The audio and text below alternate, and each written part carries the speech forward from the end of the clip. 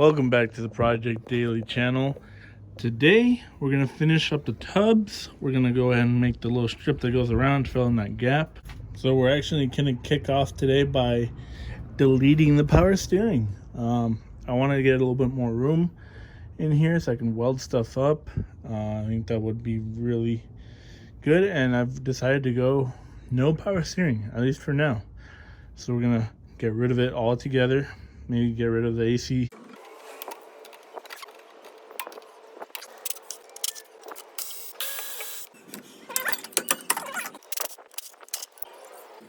So I have these pieces of 2.5 inch 18 or 20 gauge, I think 18 gauge steel strips that we're going to try and put here to fill in the gap.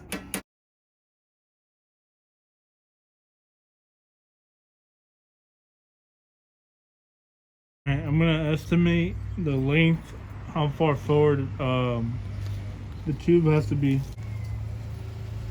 And I got about 12. I'm going to add about 2 inches just to be safe, because we can always cut more off.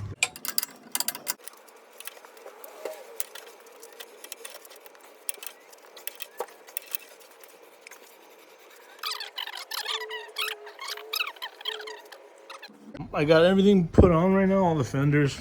I was trying to line up the hood center as much as possible, so I bolted on the fender. The first thing I want to do is pretty much tack weld this bar in place right where I want these bars to connect. So this is just going to be a temporary alignment tool. Alright guys, here's the T I was talking about. I cut the bottom one at a 15-degree angle so I can come back towards where I want that, and I got it kind of clamped in kind of where I want it. Alright guys, so it's been some time, but just started getting my hands dirty again with the Z. As you can see, the strut mounts for the strut bar have been rusted now from just being outside, along with the frame and stuff, but we're gonna get back into it and try and knock this out now. So today I've gone ahead and built this little T. I lined it up with the fenders on, so now with the fenders off, I know where everything should land, and that way I can make the two tubes coming off the strut towers come together and meet in the middle. And this will be kind of like a little guide, temporary, and then we'll break it off and grind it clean. But yeah, let's get started.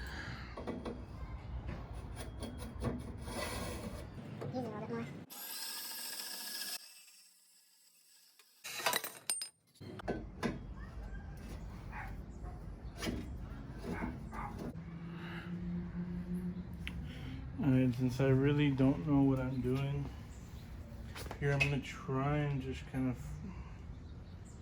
guess at it a little bit.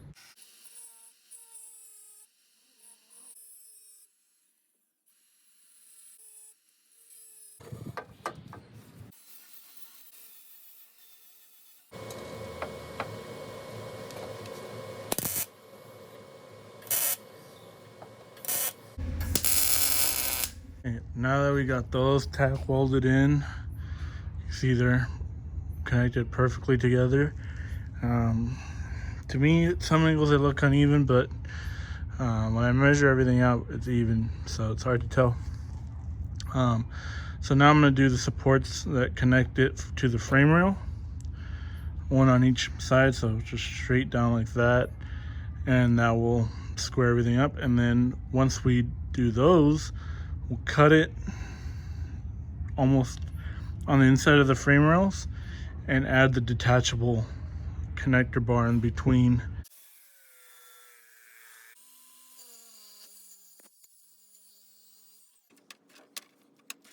Now I'll show you a little trick. As you can see, this pipe is really rusty from being outside for a year, but it's still usable, and I'll need to clean it up. So I just figured out this little trick I made up just now. Just thought it up.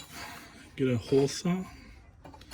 It's just like almost as small as you can get.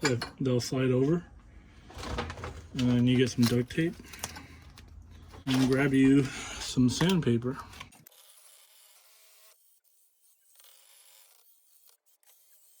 And there you go.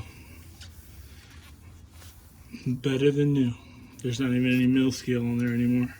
I'm starting to weld up the base plates for the frame rails. I'm TIG welding the nuts on to the back side, and then I also made 6 standoffs for the frame braces, or the fender braces rather, because that's going to be one of the pieces that needs to get welded on to the bracket that is attached to the main hoop, or that main bar right there that's going to a strut tower. So I wanted to make those real quick. They're just 2 1/4 inch long, 1 inch, 1/8 inch thick tubes that I'm going to weld some. I think they are 1/4 inch washers to the back of. That way they can bolt in everywhere.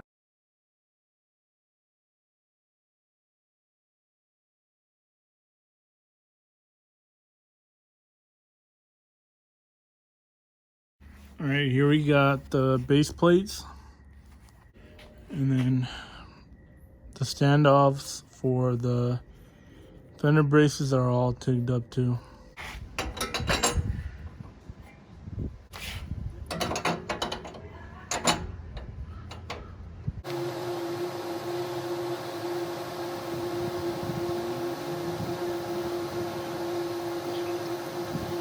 All right, now I gotta fit up the tube connecting the top to the frame. I cut it at 10 degrees, and then we're gonna just creep up on the cut.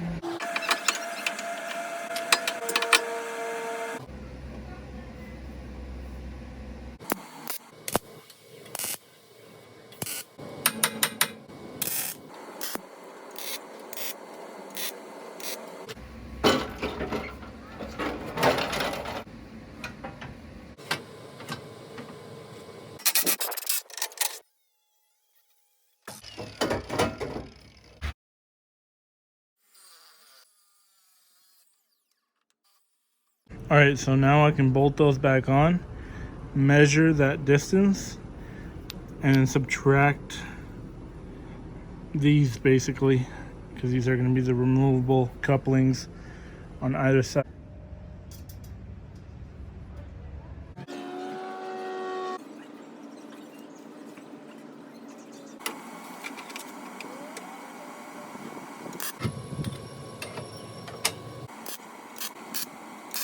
As you can see, it kind of fits together like a puzzle, so it can't go up and down, and the 2 bolts keep it from going in and out.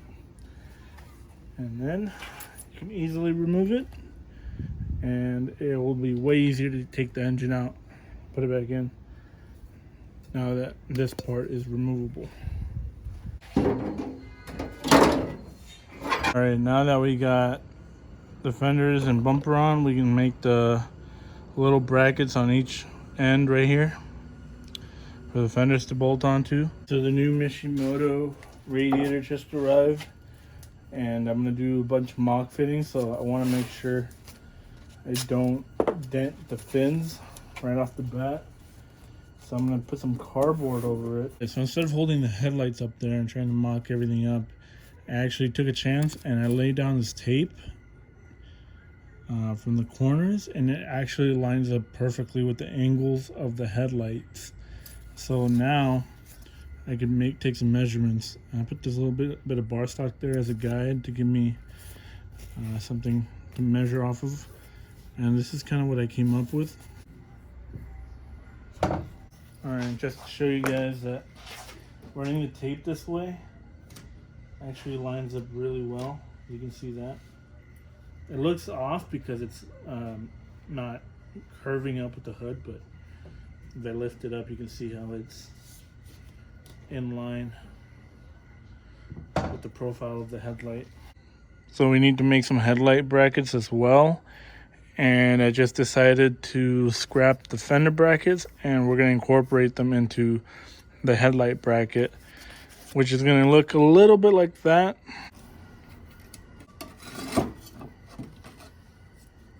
So this is what I have mocked up right now. As you can see, I made a few reference marks. I'm gonna go ahead and cut this out. Alrighty, So that's what I came up with once I cut it out. As you can see, it kind of follows the curvature of the pipe. Tack weld these in now that they're lined up fairly well.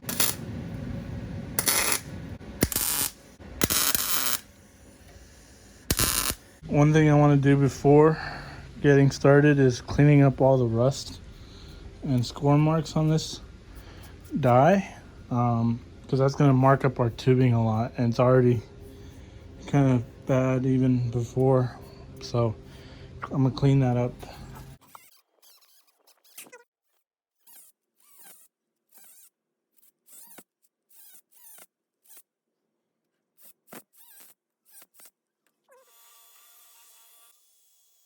So what I'm doing here is I'm going to make a cheater bar so we can figure out the bends better.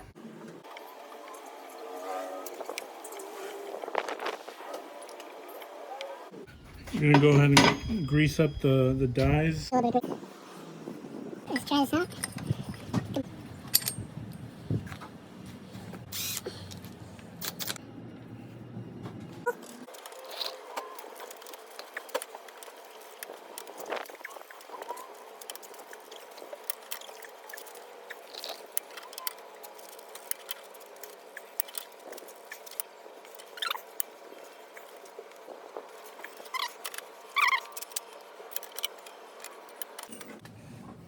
That doesn't appear to be enough. See, that's a pretty wide gap. So let's try 70.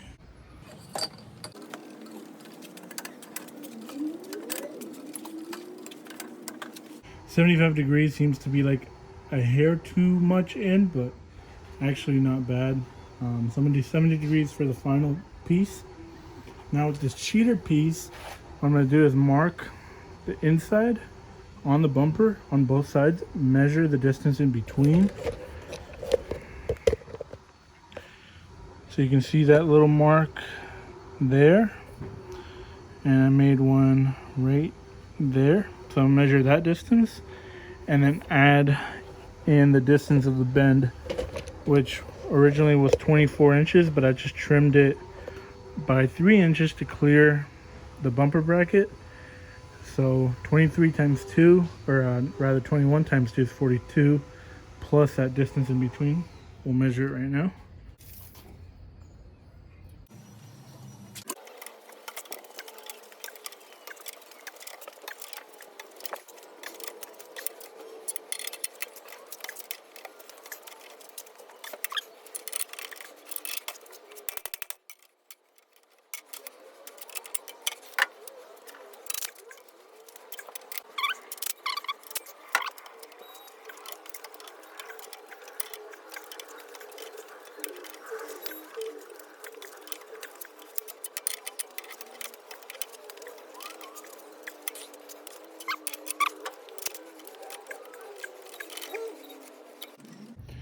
Fitment looks pretty decent overall.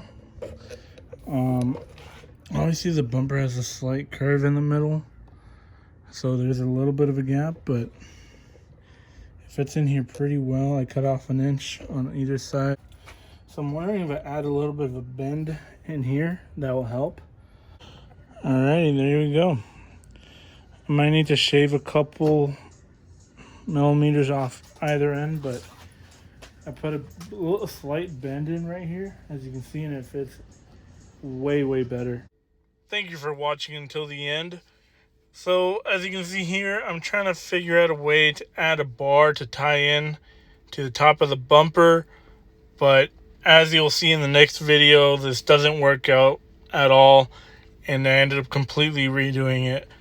So stay tuned for part 6, I believe, and next video will be finishing up pretty much the rest of the tube front end and moving on into the engine bay and getting the motor out.